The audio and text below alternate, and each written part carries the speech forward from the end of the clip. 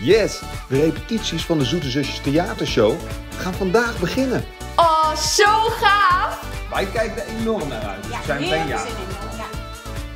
Ja, beginnen is wel spannend, heel spannend. Ik hoop eigenlijk dat ze hun plannen enorm in de war gaan schoppen. Zodat ze misschien nog leukere dingen bedenken. Er is een probleem, maar dat gaan de Zoete Zusjes oplossen. Ja, Ja, en dat vertrouwen wij helemaal toe. ja zeker. Zeker. Dus het komt helemaal goed. Het wordt vrolijk, het wordt herkenbaar natuurlijk. Alles zit erin. Leuke liedjes, dansjes, challenges. Ik vind het heel leuk dat we onze eigen Zoete Zusjes liedjes kunnen zingen. En dat we alle Zoete Zusjes fans mogen ontmoeten. Het wordt één groot feest waarbij je de Zoete Zusjes in het echt kan zien in plaats van in boeken of op filmpjes.